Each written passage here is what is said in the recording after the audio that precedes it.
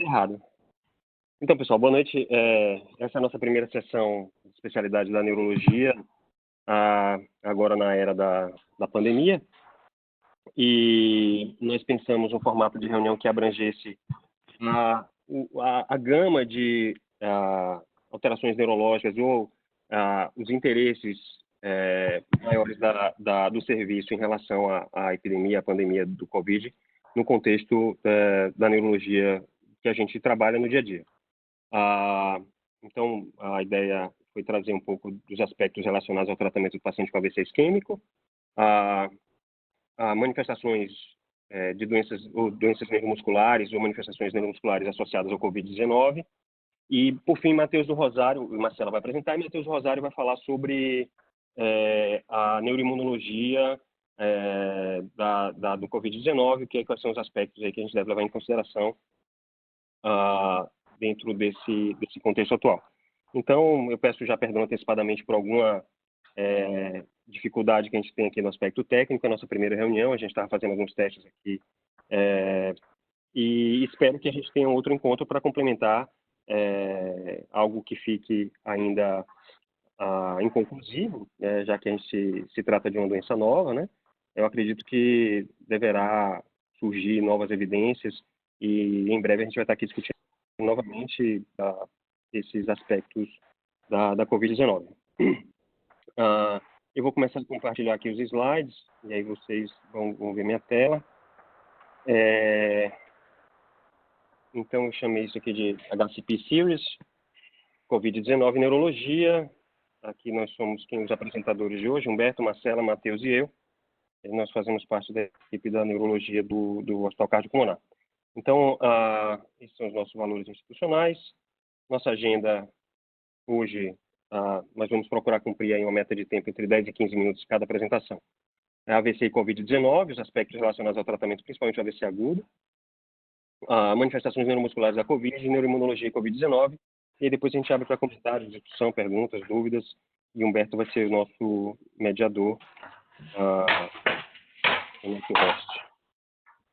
Então, começando AVC e Covid, por que nós estamos aqui?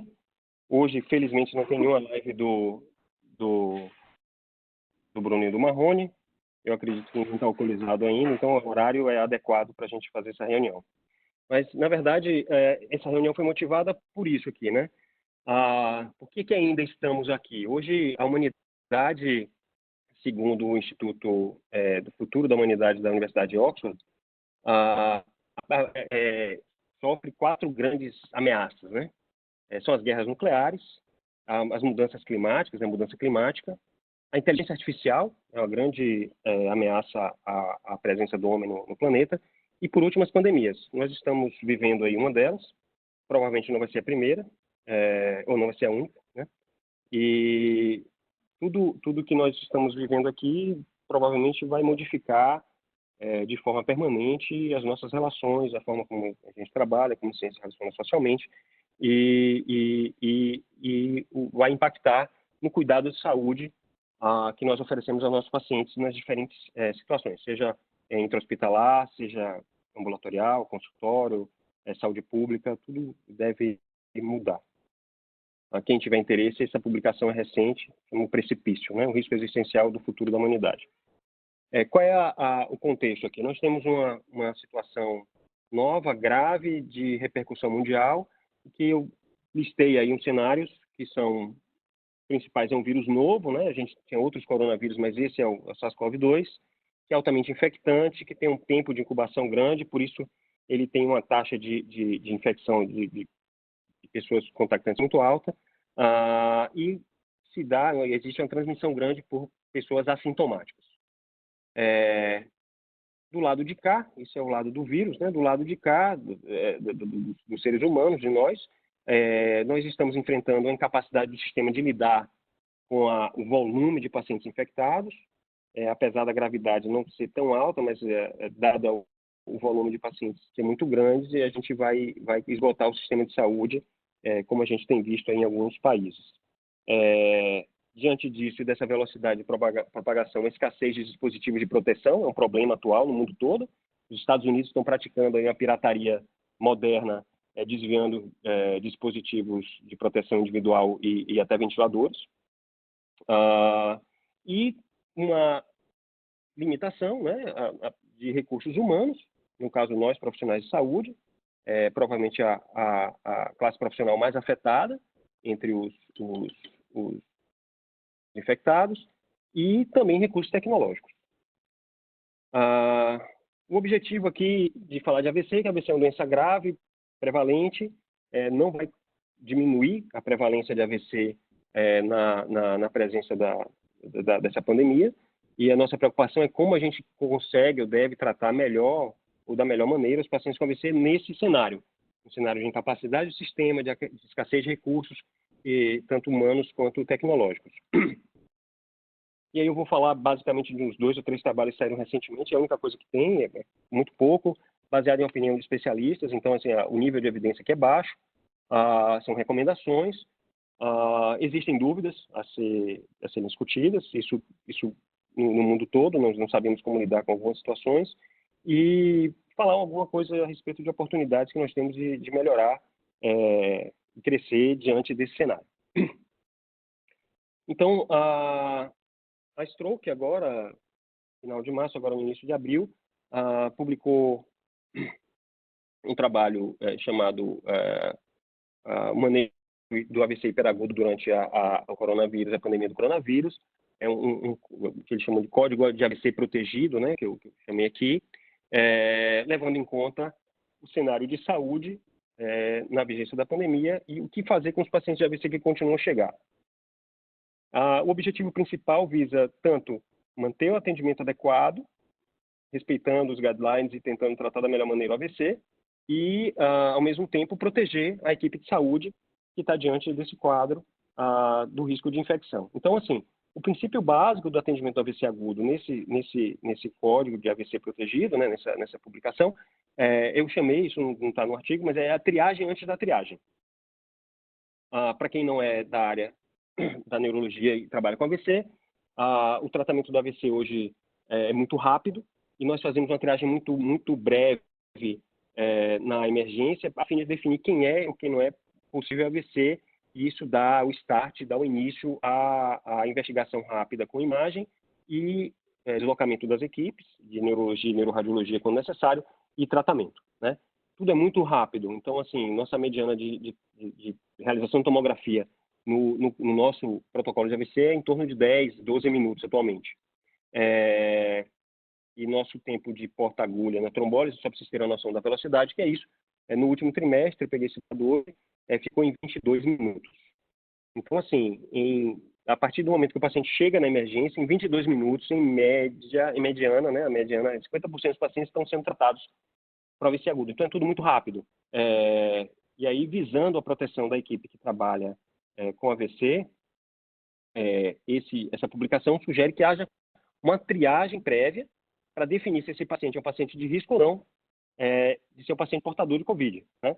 E isso muda a estratégia de proteção individual e para a partir daí a gente poder tratar o paciente. Então, assim, qualquer sintoma ou infecção, de infecção respiratória, né? Febre, tosse, espineia, ou histórico de contato com pacientes com, sabidamente, Covid-19, histórico de viagem recente, principalmente para as regiões de maior incidência, mas que agora a transmissão é comunitária, isso já perde um pouco o valor. Pacientes que têm uma dificuldade de comunicação, pacientes afásicos, sonolentos, que não têm uma história assim, muito clara e incompleta, também devem ser considerados de risco. Pacientes que têm diminuição do nível de consciência ou que o exame inicial sugere um diagnóstico alternativo. Pela publicação, entendam, não estou defendendo exatamente o que ele fala, porque não sei se isso é possível ser implementado. Mas esses pacientes devem ser tratados como Covid até que se prove o contrário. Ou seja, esses pacientes devem entrar na rota de Covid do hospital, receber toda aquela orientação e o cuidado a respeito do isolamento, e ainda assim se manter a investigação necessária para se tratar o AVC. Que a gente tem que avaliar na sequência se esse paciente tem, se o paciente está alerta ou se ele tem histórico, algum daqueles dados positivos. Então, a estratégia de proteção da equipe é capa, luva e máscara cirúrgica. né? Isso é do artigo. Se há risco de aerosol, pacientes com espineia, tosse, sintoma respiratório, aí a gente deve expandir capa, luva e máscara N95. Deve-se colocar a máscara no paciente sempre antes do transporte. Então, não dá para sair correndo como a gente faz. O paciente chegou com suspeita de AVC, a gente coloca na maca e corre direto para a tomografia. Se ele tem, na triagem, pré-triagem, algum sintoma. Então, precisa colocar uma máscara, pelo menos nele. E aí, se há diminuição do nível de consciência ou sinais de insuficiência respiratória, deve-se considerar a intubação endotraqueal precoce antes do transporte. Ele coloca no artigo, vocês veem essa figura aqui, que é tipo um flowchart para você seguir, né? Quando há o screening pré-notificação, isso fica mais fácil, né? Comunicação por paramédicos, aqui no caso a gente tem Vitalmed, SAMU, com esse screening de infecção positivo. Se a história é incerta, então, assim, dentro da sala de emergência, você tem que ter todos os cuidados. Máscara no paciente, todo mundo paramentado, e na sala de fora tem um líder de segurança para anotar tudo e checar se está tudo sendo feito a contento. Aqui a recomendação a respeito dos EPIs, né? E intubar precocemente todos os pacientes com sinais de insuficiência respiratória, né? Fração de inspiração FO2 maior que 50%, e ter esse cuidado de intubar precocemente, né? A segunda coisa que a gente faz no tratamento do AVC, então, assim, você determina se o paciente tem na janela do AVC. Você determinou que ele é ou não, enfim, COVID. Ele vai para a tomografia. A gente tem que responder se ele é candidato a trombectomia mecânica, tá? E candidato a trombectomia, ele vai fazer angiotensina, no mesmo forma do protocolo. Se existe oclusão de grande vaso, ele é candidato a trombectomia. Então, a gente aí aciona a equipe da neuroradiologia intervencionista. O que muda aqui nesse contexto? Esse jornal do Journal of Neurointerventional Surgery, também a publicação da especialidade de neuroradiologia intervencionista, ele sugere que devemos considerar a intubação endotraqueal precoce em todos os pacientes com lesão do hemisfério dominante, com lesão em circulação posterior, PNAID elevado, acima de 20 hemisfério direito, acima de 15 hemisfério... acima de 20 hemisfério esquerdo, acima de 15 hemisfério direito, ou com Glasgow baixo, aqui abaixo de 9, você vai intubar esse paciente precocemente. Isso, em outra discussão que tivemos com o pessoal de vários locais do Brasil e um colega que é chefe no serviço nos Estados Unidos, e ele tem um volume muito grande de pacientes, então a casuística realmente significativa, é que talvez esses 3 primeiros aqui, a gente não está considerando paciente com sintoma respiratório, que já foi intubado lá atrás, certo? Esses 3 itens aqui são alvo de controvérsia.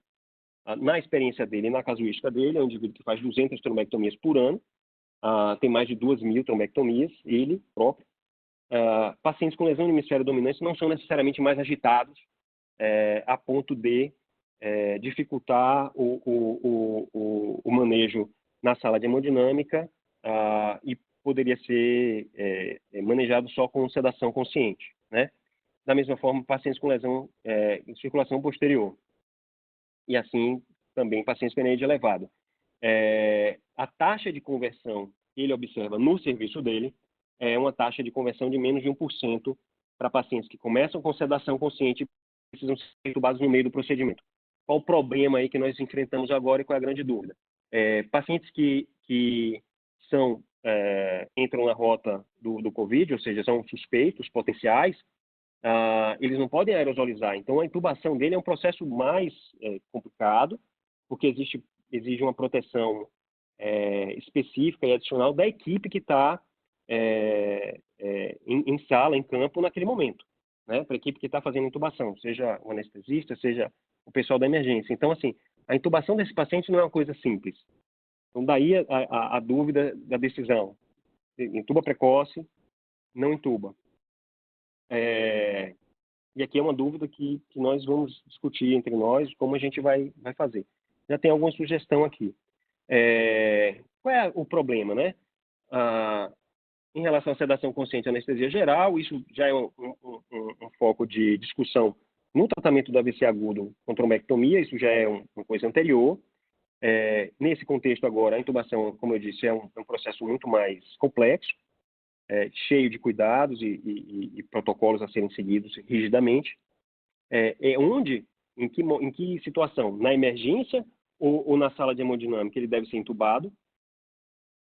No paciente intubado, ele vai ser alocado num leito de UTI e vai necessitar de um respirador, de um ventilador, e isso é consumo de recurso que pode ser necessário para um paciente de COVID e insuficiência respiratória, por exemplo. Então, quando a gente intuba o paciente nessa condição semi-eletiva, vamos pensar assim, mesmo com a perspectiva dele ser intubado rápido, a intubação é um problema, a alocação de recursos para esse paciente é outro problema, e a extubação é outro problema. E risco para o paciente. Imagine um indivíduo de 70 anos que chega com AVC agudo aqui no nosso hospital e ele tem um daqueles itens de possivelmente risco de COVID. Ele tem um histórico de contato, então ele vai entrar na rota COVID. Esse paciente vai para a UTI dedicada, da paciente com COVID, mesmo sendo só um risco, mesmo sendo só um possível contactante, sem nenhum sintoma, porque ele tratou um AVC agudo. Isso é uma dúvida que eu tenho, porque, como foi colocado nessa outra reunião que tivemos com os colegas de todo o Brasil, se ele não era o COVID, ele vai ser, né? Porque ele vai estar no meio de todos os outros COVID do hospital. Em relação a isso, acho que a coisa mais sensata é que a experiência do serviço deve prevalecer, principalmente no que diz respeito à sedação consciente, né? A sedação versus anestesia geral no tratamento do AVC agudo, e casos controversos devem ser discutidos rapidamente entre a equipe da neurologia, da neuroradiologia intervencionista e da anestesia, tá? Uma outra sugestão deles era que esse paciente fosse intubado numa sala com pressão negativa, o que também é algo fora da nossa realidade. Então, assim, aqui a gente tem mais problemas do que soluções, mas é importante a gente ter ciência desses problemas para antecipar soluções antes que eles apareçam. Só para lembrar, assim, na primeira semana que nós tivemos o lockdown, né, aqui em Salvador, a equipe de neuroradiologia intervencionista, a Drayton depois me corrige, tratou 3 pacientes com trombectomia em 3 serviços diferentes. Então, assim, uma equipe que está se expondo muito e uma equipe limitada, né? São 4 indivíduos. Então, a gente não pode correr o risco de cada um desses indivíduos adoecer ou for contaminado ou ficar aí 14 dias de quarentena, porque aí vai chegar um momento que a gente não vai conseguir tratar mais o nosso paciente de AVC grave, e é o paciente que mais se beneficia desse tratamento. Daí a magnitude do problema. Só para vocês terem noção, na China, isso é um dado de um trabalho aqui, no primeiro mês aí da quarentena deles, houve uma redução de 50% do número de trombectomias em relação ao mês anterior, em 2019. Então, assim, com certeza, muita gente morreu em casa, ou chegou tardiamente, né? Chegou fora da janela de tratamento, para uma situação em que o tratamento na fase aguda faz uma diferença absurda, tanto na taxa de morte quanto no risco de sequela. Bom, um outro ponto que eu quero chamar a atenção...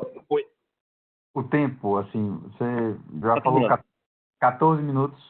Vou terminar.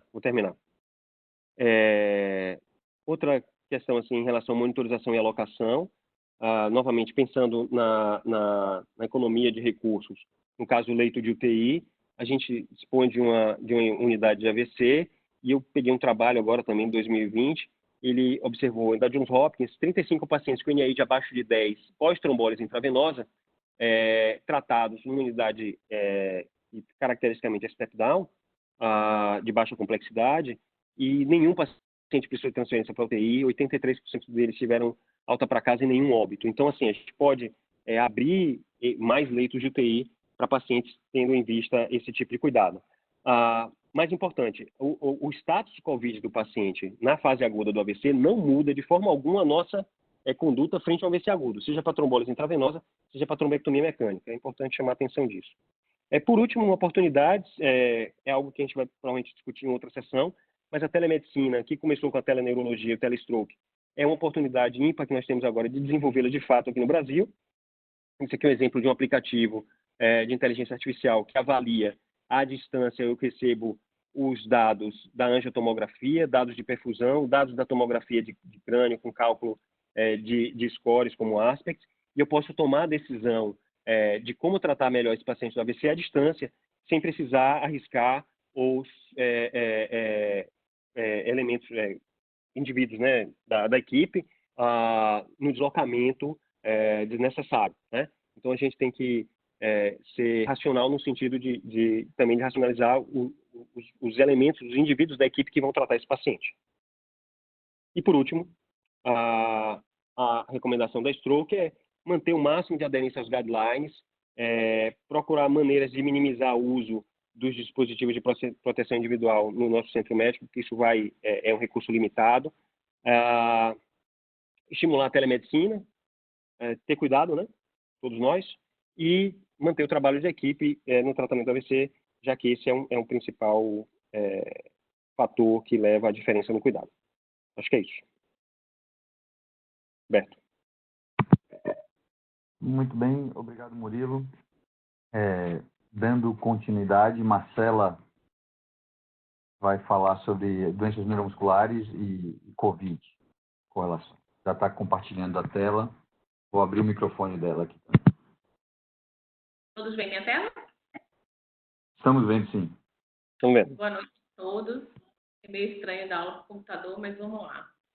Eu vou apresentar rapidamente o que tem de neuromuscular e COVID. A gente tem pouca coisa, vocês sabem, de publicação acerca de tudo de COVID, de neurologia, sobretudo de doenças neuromusculares, mas eu vou chamar a atenção sobre manifestações neuromusculares da infecção e também dos cuidados que devemos ter com nossos pacientes que são portadores de doenças neuromusculares e que podem ter infecção. O que a gente faz com esses pacientes? Né? Que cuidados a gente tem que ter? Bem, já se chama a atenção dos aspectos clínicos desses pacientes. Isso é uma série publicada pelo pessoal da China, lá em Wuhan, que em 41 casos já se chamava atenção para uma possível manifestação do ponto de vista periférico, que são a mialgia e fadiga, que era um sintoma que era visto em 44% dos pacientes e em 54% daqueles que entravam em unidade de terapia intensiva, ou seja, com sintomas mais graves. Esses pacientes, além desses sintomas de mialgia e fadiga, a gente já conhece sintomas de perda de paladar e perda de olfato, que hoje têm sido classificados aí como periférico, né, de início assim, periférico. E chama atenção também nessa série, publicada no Lancet agora nesse ano, que os pacientes que eram admitidos aqui, eu cortei só em unidade de terapia intensiva, nessa série, tinham a CPK, os níveis de creatina fosfoquinase, que eram considerados normais. Então, essa mialgia não tinha correlação nessa série aí com a elevação dos níveis de CPK.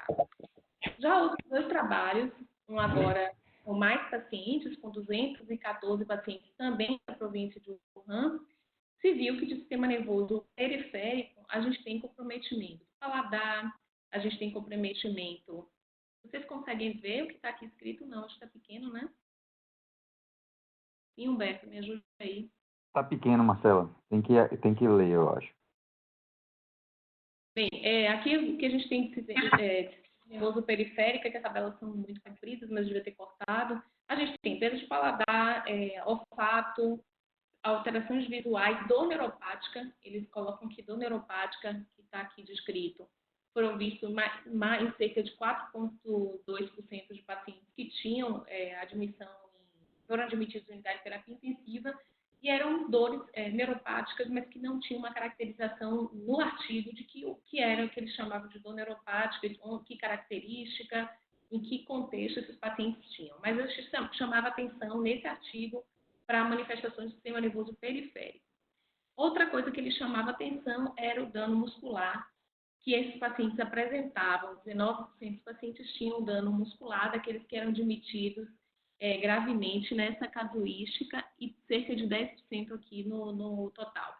Isso chama atenção porque aqui, nessa série maior de casos, chamam de dano muscular aqueles pacientes que tinham a CPK acima de 200, lembrando que nosso nível de creatina fosfoquinase é até 180, 185 para a maioria dos laboratórios.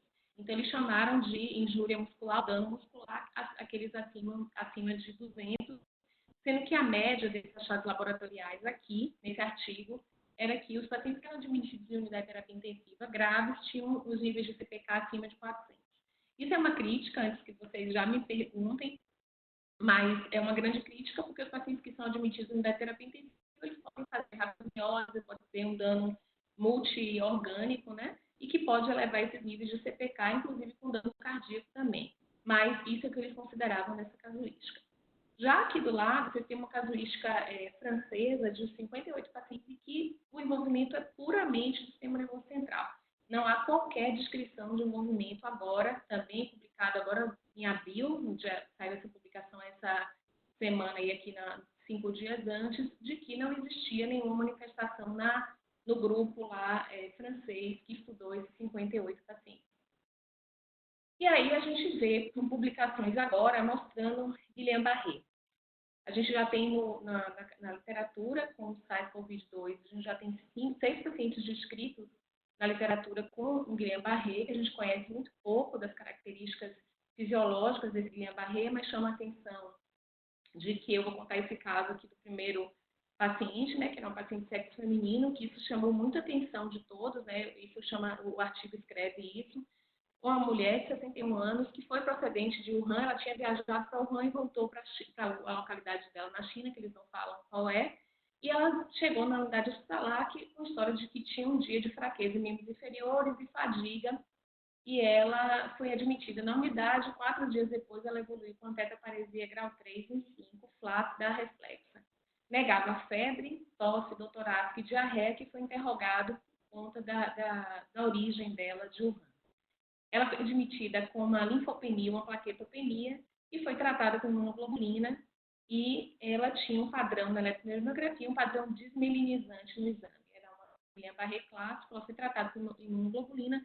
No 8º dia, ela começou a apresentar febre de 38,5, e a tomografia mostrava um padrão em vidro fosco, tomografia de tórax. E aí eles pensaram no COVID, né, na infecção por COVID, o SARS-CoV-2, e foi um swab positivo. Então, chama atenção que essa paciente não tinha qualquer sintoma prévio de infecção clássica, como a gente vê descrito, mas havia um padrão inicial e se estima uma relação, né, se faz uma relação com o quadro infeccioso pelo coronavírus.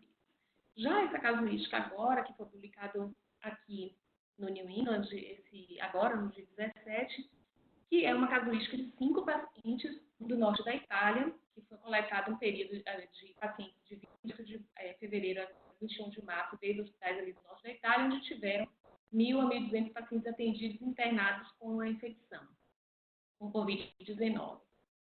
Os pacientes abriram um quadro de tetraparesia flácida, de 36 horas a 4 dias, cerca de 5 a 10 dias após o início dos sintomas clássicos de Covid-19.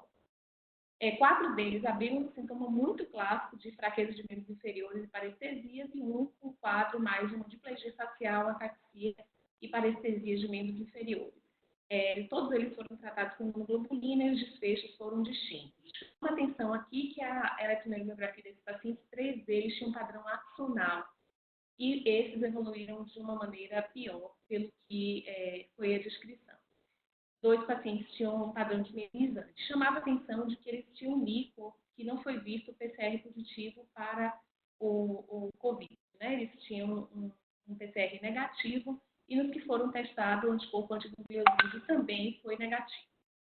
Então, isso que eu queria mostrar, o que a gente tem na literatura, pouca coisa ainda, mas chama atenção o Guillain-Barré, que a gente já viu em outras infecções virais aí, recentemente, Zika e chikungunya, e a gente não dá ainda, pelo que tem na literatura, de saber que padrão esses pacientes vão apresentar, né? Se porventura encontrarmos algum paciente.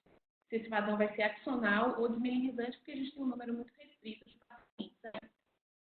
E uma outra questão que eu queria colocar para vocês é que os pacientes que a gente tem com diagnóstico de doenças neuromusculares, eles são ou não um grupo de risco, e a resposta é que sim, porque a grande maioria deles tem uma fraqueza de musculatura intercostal, diafragma, desculpa a ausência do A aí. Muitos deles podem usar ventilação invasiva ou não invasiva, às vezes tem tosse fraca, muitos pacientes têm envolvimento cardíaco, usam ou não medicação para esse acometimento cardíaco, a maioria das vezes inibidor de ECA. Os pacientes com doença neuromuscular têm risco de piora sempre dos sintomas, com febre, jejum, infecção, e podem fazer rabdomiólise quando estão sob esse estresse. Então, eles muitas vezes têm diabetes, obesidade concomitante e muitos usam corticosteroides e imunossupressores. Então, os pacientes com doenças neuromusculares, que a gente sabe, miastenia, esclerose lateral amiotrófica, distrofias musculares, eles sim são um grupo de risco para doenças neuromusculares, para infecção grave por Covid. E o que é que a gente faz com esses pacientes, né? A gente recomenda reforçar as medidas de isolamento, manter as medicações em uso. Então, tudo que se tem, existe um grupo de indivíduos que se juntaram para fazer documentos para esses pacientes e para nos orientar, os tratadores desses pacientes, né? Então, a recomendação é que mantém o controle inibidor de ECA e os imunossupressores que devem ser continuados sempre. E que é importante que a gente oriente esses nossos pacientes de escolher um segundo e treinar um segundo cuidador na eventualidade do cuidador principal desse paciente precisar se afastar por quarentena ou por uma infecção desse cuidador. E sempre reforçar que esses pacientes sejam vacinados, certo? Lembrando os pacientes miastênicos. Da equipe, o que a gente precisa ter de recomendação? A gente só tem um artigo publicado até o momento, todo o resto é recomendação baseada na opinião de especialistas, mas a gente tem um guia publicado agora para recomendação de pacientes com miastenia, né? Então, as recomendações que a equipe deve fazer a esses pacientes são esclarecer quais são os sintomas de infecção por Covid, já que tem envolvimento respiratório e esses pacientes têm muitas queixas respiratórias muitas vezes. Lembrar que os pacientes miastênicos, mexinon, plasmaféreas e imunoglobulina não elevam o risco.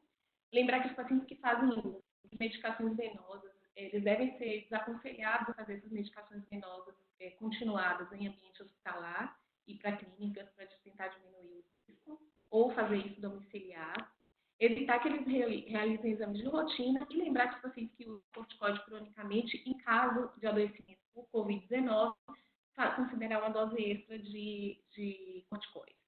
Lembrar que pacientes que tenham doenças, tenham miastenia ou doenças outras imunológicas com Covid-19, a gente não deve suspender azotiopina e mecofenolato nos casos de infecção leve e moderada, porque a gente sabe que a azotiopina e mecofenolato ainda ficam com efeito residual durante algum tempo e a gente demora depois para ter esses efeitos terapêuticos com a suspensão dessa medicação. Lembrar que cloroquina e azitromicina, que a gente está usando agora e esperando resultados consistentes, eles não devem ser utilizados em pacientes com distrofias musculares de Duchenne ou com envolvimento cardíaco muscular, porque pode aumentar o risco de desfecho cardíaco ruim, né? E o tratamento com cloroquina e azitromicina está contraindicado em pacientes com miastenia. E a vigilância cardíaca é muito importante nesses pacientes que tenham envolvimento cardíaco ou arritmia persistente. E uma outra coisa com a equipe, que eu acho que é muito importante que a gente lembre, é que os pacientes da gente usam muito ventilação não invasiva. Eu vou agradecer aqui a ajuda da equipe da Físio, de Francisco, lá do nosso ambulatório, nesse slide. E o uso da ventilação não invasiva ele é altamente dispersor de partículas virais, então a gente sabe que a gente deve não ter cuidado, né, com o paciente que usa ventilação não invasiva. Então, os pacientes que estão em casa e que não têm infecção, eles devem ser orientados a manter seu sistema imunológico que já está adaptado, não modificar absolutamente nada, mas aqueles pacientes com doença neuromuscular que se infectem devem modificar para máscaras faciais não ventiladas, né, que vedem melhor. A gente não deve utilizar mais nenhuma interface nasal apenas, deve ser interface nasal e oral, modificar para um circuito duplo, né, com filtro antiviral, com EPA, para que proteja dessa exalação de partículas virais. Pode ser utilizado em BIPAP, que é a maioria das vezes que os nossos pacientes utilizam, e pode também adaptar o uso de oxigênio. Se esse paciente permanece em casa, ele deve ficar em ambiente isolado e todo o contato dele deve utilizar máscara N95, luvas e óculos de proteção. E se o paciente estiver grave com doença neuromuscular, ele deve ser uma intubação precoce. Então, é orientado que esse paciente, embora a gente saiba que ele tenha mais risco, mais chance de não sair dessa ventilação, se o paciente chega grave no hospital, a gente deve estimular a intubação precoce desses indivíduos. Bem, era rápido, o Murilo tinha que fazer uma coisa entre 10 e 15 minutos, só para a gente esclarecer, e a gente tem manifestações respiratórias e o paciente de respiração para os pacientes com doença neuromuscular. Era isso, pessoal. Obrigado, Marcela. Acho que foi ótimo, bem pertinente o tema. Lembrar como é que eu tiro isso aqui. Compartilhe minha tela aí. Tirei, parei. Deixa eu dar a voz a Matheus. A Matheus já liberou o áudio. Matheus, com a palavra aí. Pronto, pessoal. Eu sou Matheus, sou neurologista da casa, da cardiopulmonar, e a mim ficou incumbido falar sobre neuroimunologia e Covid, né? Com algumas doenças neuroimunológicas também são doenças neuromusculares, né? Então acaba que a gente vai falar alguma coisa a mais, mas eu vou dar um foco um pouco diferente. Em neuroimunologia em si, a descrição desse artigo que eu peguei aqui descreve como a biologia, imunologia, química, neurologia, psiquiatria, patologia, virologia fundamental e aplicada no sistema nervoso central, ou seja, quase que tudo que se organize, que modifique, tomando como base a imunologia, né? Então, antigamente não se tinha a noção de que o sistema nervoso central participava de maneira ativa ou se deixava envolver de maneira ativa pelo sistema imunológico. Hoje a gente já sabe que diversas doenças fazem tanto no sistema nervoso central quanto no sistema nervoso periférico, né? Então essa descrição talvez seja um pouco menor. A primeira vez que foi utilizada a palavra neuroimunologia foi em 1982 no PubMed, depois desse congresso na Itália. E o protótipo das doenças neuromusculares é a esclerose múltipla, basicamente. Então, mas diversas outras doenças também têm manifestações neuroimunológicas. Então, síndrome de Guillain-Barré, como falado por Marcela, a própria polineuropatia desmielinite crônica, miastenia graves, Eaton Lambert, encefalites autoimunes, algumas vasculites. Algumas pessoas dizem que até os ataques virais ou os ataques infecciosos também podem ser estudados na matéria neuroimunologia. Então, pensando nisso, eu tentei fazer algo de um compilado frente a isso. Murilo e Marcela já falaram muito sobre a proteção dos profissionais no atendimento, eu não vou fazer muito foco nisso. Então, existem algumas perguntas que usualmente a gente faz, né? Existe a ativação das doenças neuroimunes pela doença do SARS-CoV-2, da COVID-19? Se o paciente tem maior risco de se contaminar ou tem maior risco de pegar o coronavírus, eu devo iniciar, manter, trocar ou parar o tratamento relacionado ao coronavírus. Então, a doença de base. Né? Inicialmente, falando do protótipo da doença, esclerose múltipla e a sua doença correlata, que é a neuromielite óptica no espectro de doença, agora em abril, 10 de abril de 2020, saiu, né, um compilado, orientações de como fazer o tratamento dessas doenças diante dessa pandemia.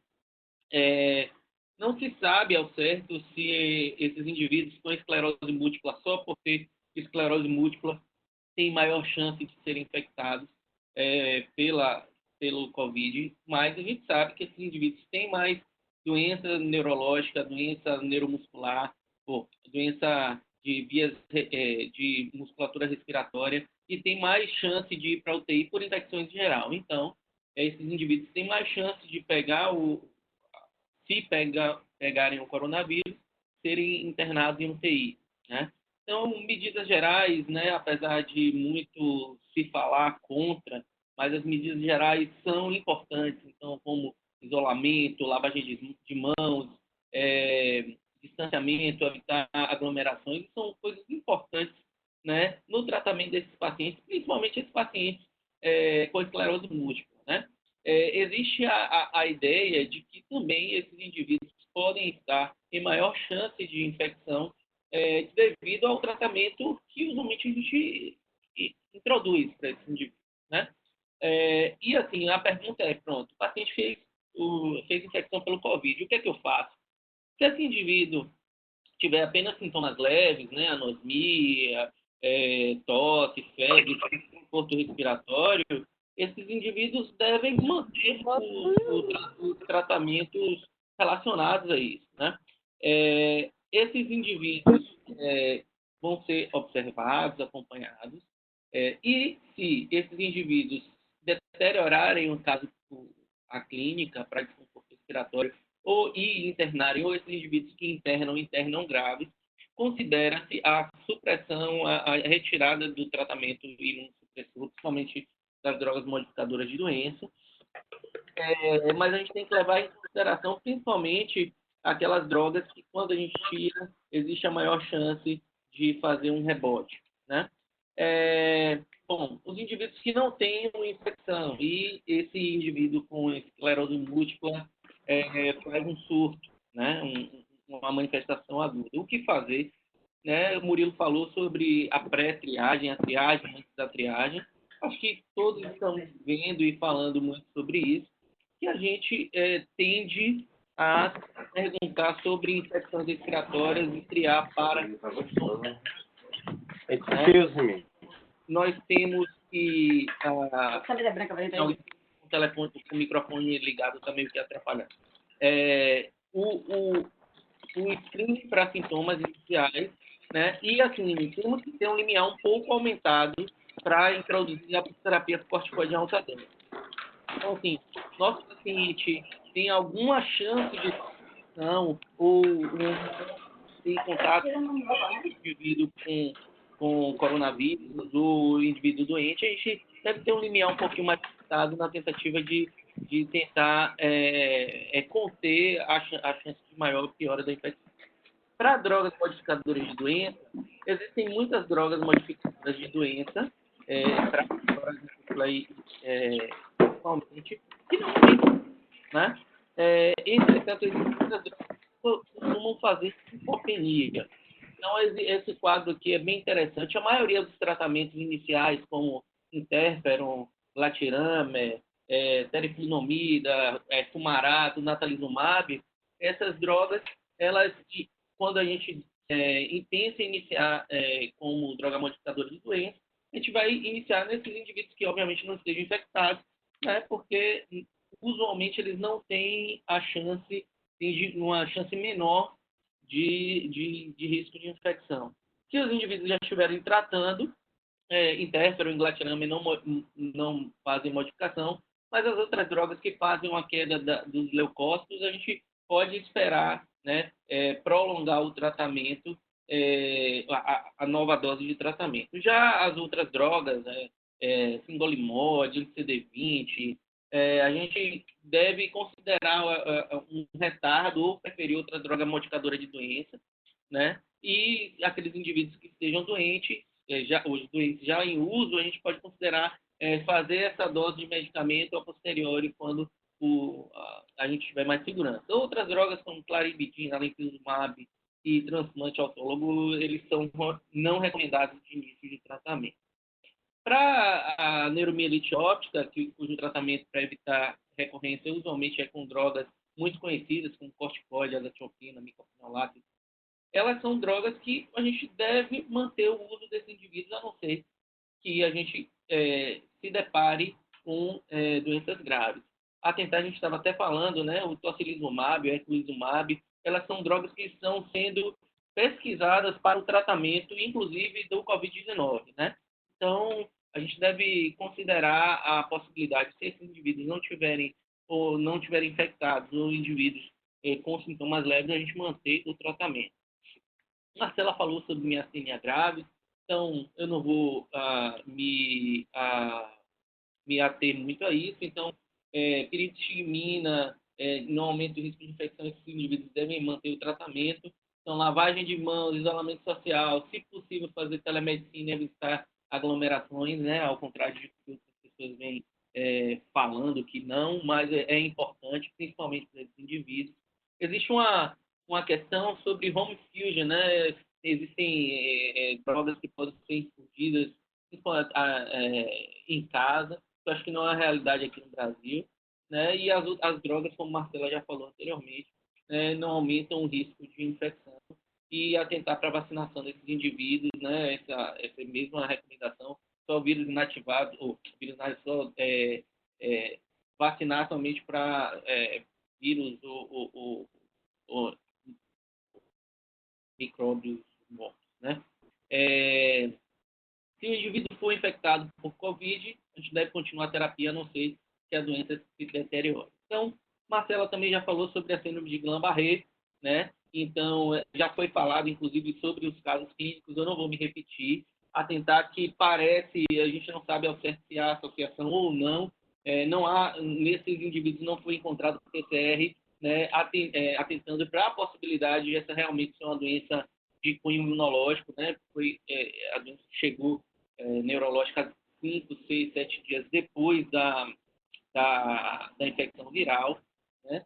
E agora, no dia 17 de abril, foi publicado na Neurology dois casos clínicos, um de Miller-Fisher e outro de polineurite cranial no paciente com Covid, um de 50 anos e outro de 39 anos de idade, né? Também com o PCR negativo no líquor, né? Atentando para a possibilidade de esses indivíduos terem um fenômeno imune mediante essa doença neurológica. Um desses pacientes tinha um antinucleosídeo positivo, que não é o comum em Miller-Fisher, mas foi o anti-GD1B, né? Normalmente a gente tem um anti-GD1B positivo, né? A gente não sabe se isso é associação, se isso é somente ao acaso, então a gente tem que esperar novas evidências. Manifestações neurológicas, esse quadro aqui, Marcela também não mostrou, não vou ir à frente, mas o que ele descreveu basicamente foi descrição de encefalopatia, a gente não sabe se pode ter ou não imunomediação. E existem casos de invasão também por sistema nervoso central, que a gente não sabe se é invasão direta ou se pode ser ataques imunomediados também. Nesses casos, um indivíduo no Japão que fez um quadro de crise convulsiva tônico-clônico generalizado 9 dias depois de uma infecção de via aérea superior. Nesse indivíduo a gente tinha manifestações de encefalite mesmo, então, e escreveu aqui uma pansinusite, né?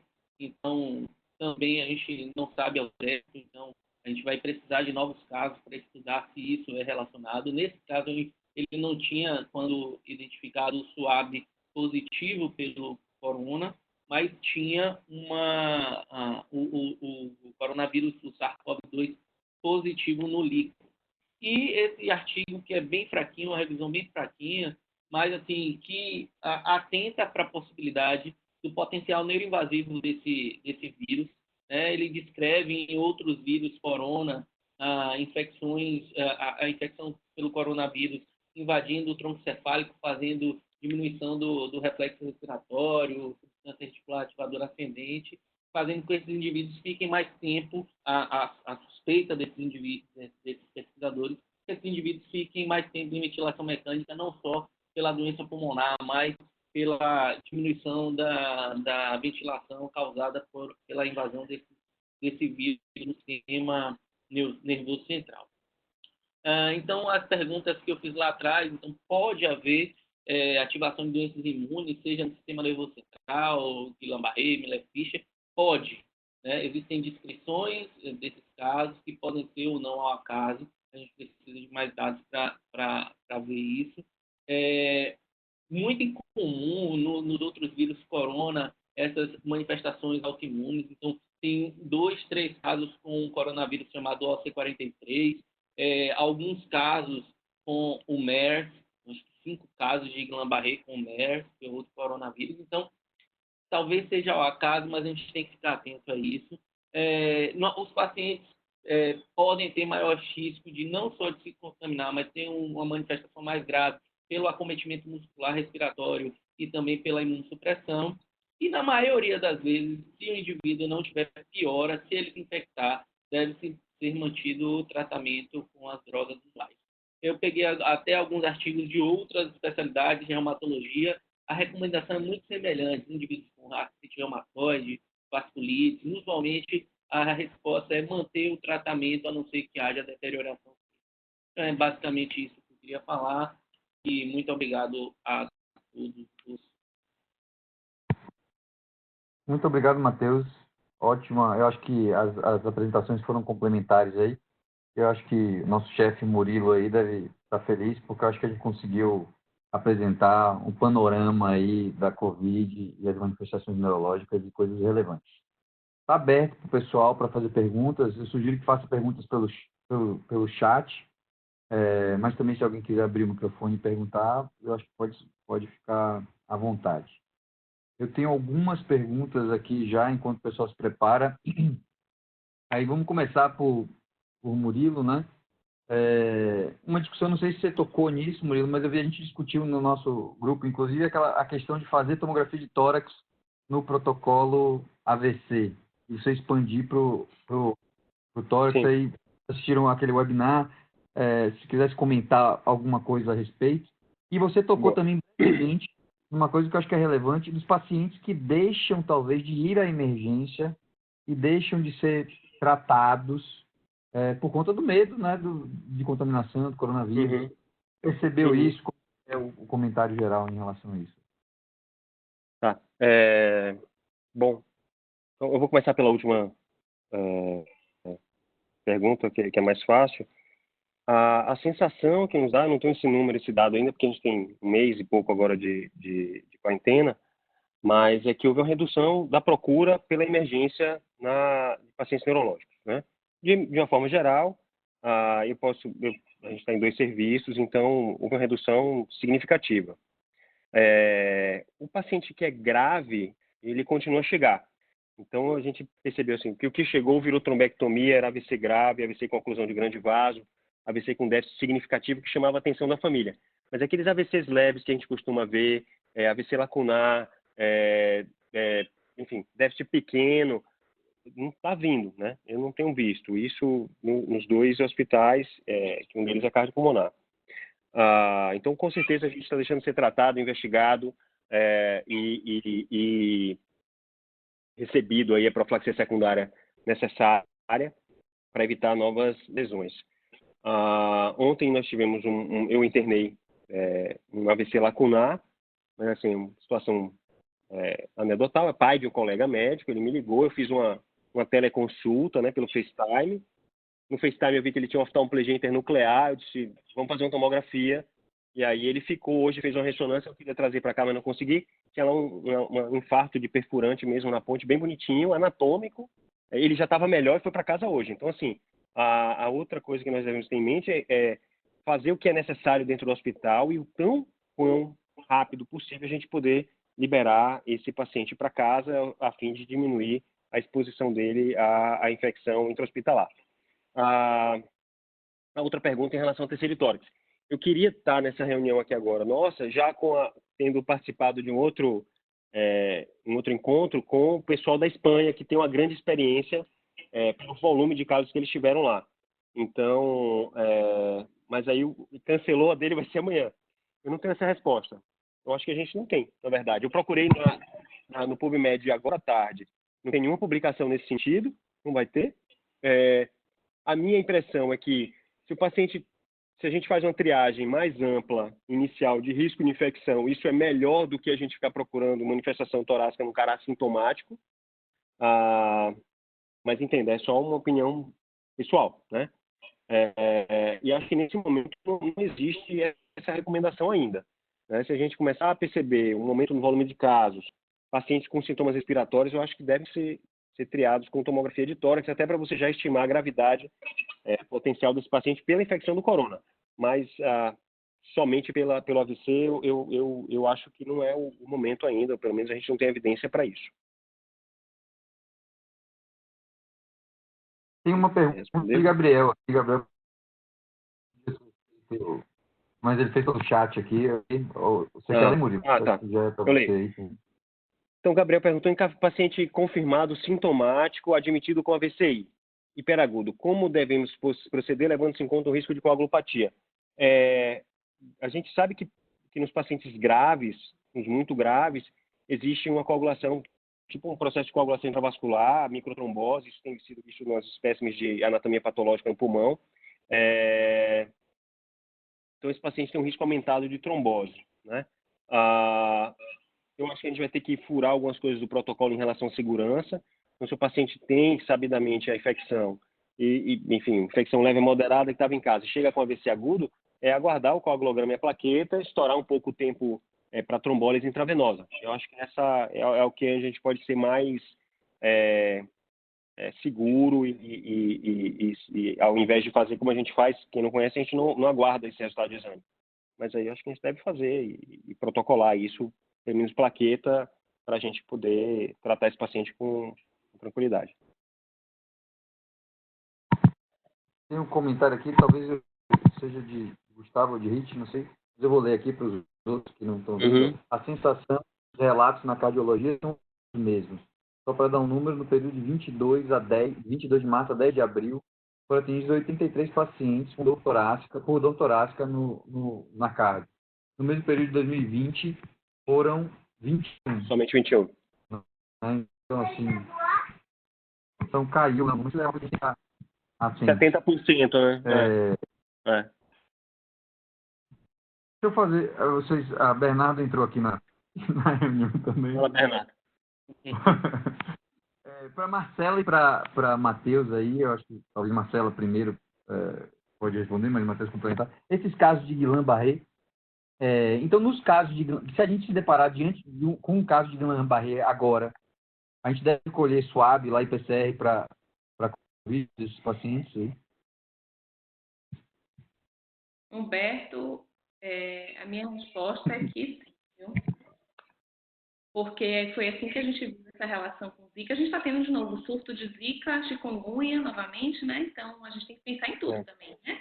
Mas eu pediria, com certeza, porque essa paciente eles ficaram em cima porque era vinda de Wuhan, né? Mas eu pediria, sim. Não sei, Matheus, o que ele acha. Aqui a gente sofre um problema muito grande, né? A gente tem os casos de Covid chegando, a gente sabe disso, mas a gente está vivendo um surto muito gigantesco de arbovirose, principalmente no interior da Bahia, né? A gente teve um paciente internado recentemente só com um tipo, provavelmente é Zika, estão me ligando direto do interior, dos meus familiares por surto.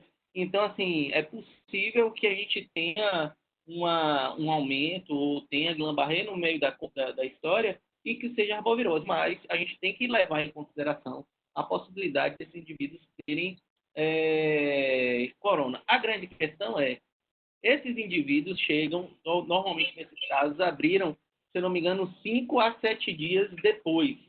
Então, 5 a 7 dias depois não está tão bom para o PCR. Dizem que vai até 14 dias, mas, enfim, funciona bem até o 7º dia. E o IgM parece que só abre, sei lá, depois de 14 dias muito bem. Então, esses pacientes de Guillain-Barré, para corona, a gente vai ficar meio que perdido, porque os testes, seja o PCR, seja a sorologia, no momento da identificação do Guillain-Barré, a gente não vai conseguir fazer. Mas, assim, a gente tem que pensar. Eu acho que a gente tem que pensar. Minha dúvida só nesse caso aí, só colocar a linha na fogueira, eu não sei nada de neuroimuno, se, uma vez chegando esse paciente, Marcela e Matheus, e a gente vai colher a imunologia para corona, ele tem um Guillain-Barré, a gente vai tratar, né? Mas se a gente vai tratar dentro de uma unidade dedicada ou a gente vai tratar numa unidade aberta, entendeu? Essa é a minha angústia em relação a esses casos. Diga, Marcelo. Eu acho que se ele já tiver um sintoma prévio de infecção, nitidamente, né? Respiratório, certo. Tá. E se não, eu acho que... Não sei. Brincadeira, mas... Não, eu acho que vai ter que tentar só, né? A minha impressão é isso, assim, é o que Murilo, você mesmo falou. É o rastreio, pré-rastreio. Se o indivíduo não tiver infecção respiratória, ou caso de infecção respiratória, ou contato com um indivíduo grave, e não tenha nada sinal, acho que, assim, talvez seja muito arriscado a gente colocar esse indivíduo numa unidade de Covid, apesar de que Marcela falou, eu falei, imunoglobulina, ela não é uma droga que vai aumentar o risco de infecção pelo Covid. Inclusive, existem trials para tratar a testagem pulmonar relacionada à doença pulmonar. Então, é uma droga que é segura de a gente utilizar. Inclusive, plasmaféresis também, né? A recomendação é que plasmaféresis também Só que plasmaféria você ainda expõe mais gente no meio da história para o indivíduo que tenha Covid. Uhum. Né? Mas, assim, Uhum. eu concordo com Marcela. Se tiver infecção respiratória, a gente coloca, né? Perfeito. Se não, deixa no... Como a gente tem o privilégio de ter quartinhos separados, a chance diminui bastante de Uhum. infecção desses indivíduos. Agora, Perfeito. um comentário com relação a periférico, assim, se nós todos, neuro lá da cardio, fizermos a avaliação dos pacientes, que a gente fique atento à questão do dano muscular mesmo, né? Que a gente peça sistematicamente CPK. E a gente sabe que o músculo esquelético expressa a enzima conversora de angiotensina, que pode ser um mecanismo aí de lesão, né, muscular. Ninguém sabe nada, mas que talvez possa ser um mecanismo de dano, de piora da fraqueza. A gente não sabe que mecanismo é esse da fadiga. Eu olhei pra caramba, não sei se vocês viram alguma coisa, Matheus ou Murilo, eu fiquei muito curiosa para entender por que essa fadiga é tão intensa desse paciente. Não tem, embora a maioria dos pacientes não fez eletromiografia e não teve um exame neurológico assim muito detalhado nessas séries que tem aí, né? Fora os que tiveram uma manifestação exata. Mas quem teve fadiga mesmo, a gente não sabe como é que era o exame dele, neurológico, de reflexo, queixa, outra. É interessante, assim, né, essa queixa da fadiga, né? A gente vai ficar na hipótese de talvez ser citocina inflamatória fazendo isso ou doença neuromuscular. Né?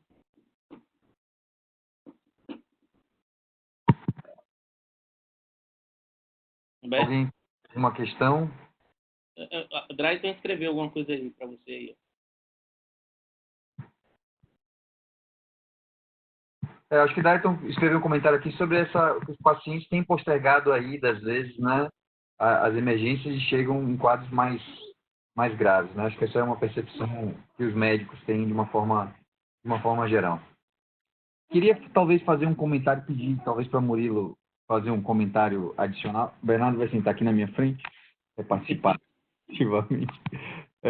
Sobre o uso da telemedicina, né, Murilo? Assim, e a gente, como talvez a gente pudesse usar na cardio mesmo, né? Junto da cardiologia e HIIT, enfim, das avaliações do neurologista em duas circunstâncias, na emergência, então a gente e nas unidades COVID, né? Então, se precisar, o que a gente poderia usar de recurso, como pensar isso daí, assim? Eu estava guardando essa pergunta para você, na verdade. Eu me antecipei. Você foi mais rápido. Então, o que eu pensei é que a gente vai discutir, na verdade, né? Nós temos dois cenários, né? Um cenário da emergência, AVC agudo ou paciente agudo, de qualquer forma, que precisa de análise de uma imagem ou de algum exame mais significativo, e paciente, por exemplo, de interconsulta, ou que paciente que já esteja internado na unidade COVID, que venha desenvolver algum sintoma neurológico, como a gente diminuir a chance de exposição da equipe de neurologistas, já que isso é um recurso limitado, nesse cenário.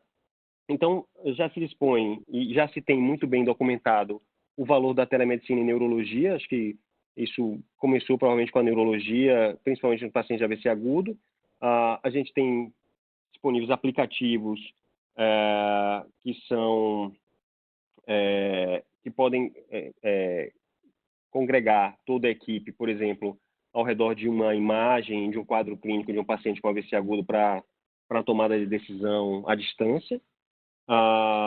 Isso a gente já utilizou o Join em algum momento. O Join está sendo utilizado agora para tratar pacientes com COVID, para facilitar discussões e análise de imagens de tórax, por exemplo, de quadro clínico. Ele é bem editável, então você consegue editar as telas dele, os questionários, tudo que é necessário para a gente poder fazer uma avaliação adequada. E nós temos em outro hospital lá no São Rafael, a gente tem um Rapid, que é outro recurso também, que você analisa a imagem muito rápido. E na hora que estoura um protocolo lá, em coisa de 5 minutos, as imagens já estão aparecendo no nosso celular. E a gente consegue ter tomada de decisão precoce e, novamente, destacar o componente da equipe mais necessário naquele momento, se é o neurologista clínico, se é o neuroradiologista intervencionista, para diminuir, mais uma vez, a exposição da equipe e tratar esse paciente de acordo com a sua necessidade. E nas unidades dedicadas, né, as unidades dedicadas à COVID, nós temos a possibilidade de fazer teleconsulta, né? Ligar para o quarto do paciente, utilizar o recurso de FaceTime as ferramentas de visualização, né, de chamada de vídeo, para avaliar o paciente, inclusive realizar o exame neurológico à distância. Você sabe disso, a Academia Americana de Neurologia tem um roteirinho já do que é fácil, do que não é fácil, de como fazer, e isso já é uma formação, né, na nossa especialidade. Eu acho que a gente deve buscar isso para se especializar, porque eu acho que vai ser o futuro daqui em diante. A gente não sabe quanto tempo isso vai durar e quantas outras virão. A gente deve estar preparado para isso.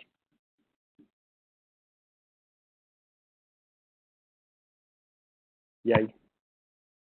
Eu acho que não tem mais algum comentário, Matheus, Marcela? Eu só queria mandar um salve para os residentes aqui do Irmanduça. Marcela é essa daí que eu sempre peço para vocês discutirem em casa, e já vem Marcela aí, coitada, de ligação de residente direto aí que eu mando. Pô, gente. Eu queria só falar dessa coisa da telemedicina. Eu sou apaixonada por duas coisas, assim, né? Pela neuromuscular e pela baiana, né? Que me ajuda nas minhas maluquices, né? O Beto sabe disso, que é quem mais me ajuda. E a gente fez esses pacientes com doença neuromuscular não devem sair de casa, né? A recomendação é que eles fiquem lá enclausurados mesmo, super protegidos. E nossa equipe lá do ambulatório começou a fazer um atendimento na última sexta-feira de uma paciente miastênica com equipe multidisciplinar. Fono, físio, todo mundo junto, psicólogo. Criamos um roteirinho, Humberto, para você saber, deu super certo. E a gente vai ficar tentando aí, depois eu conto para vocês como é que funcionou esse atendimento de equipe multi para pacientes crônicos, né? Que agora estão sendo super desaconselhados a fazer as terapias deles, então a gente precisa estar de olho nesses pacientes, né? Que as doenças continuam, como a gente comentou aqui, né? As outras doenças continuam.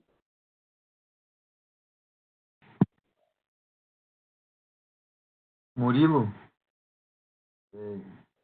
assumir a condução aí? Eu acho que, bom, nós temos já praticamente 1 hora, né, de reunião. Eu acho que foi muito produtiva, que mostrou o cenário que a gente está vivendo agora, muitas dúvidas, muitas coisas a serem descobertas, muitas oportunidades da gente desenvolver o nosso trabalho e modificar a forma de trabalharmos, né? Acho que está todo mundo aqui muito empenhado em atender e trabalhar da melhor maneira possível. Eu acho que se alguém tiver mais alguma dúvida, fale agora. E aí, seguindo a rotina das lives sertanejas, se não tem mais nada a fazer, a cerveja está liberada.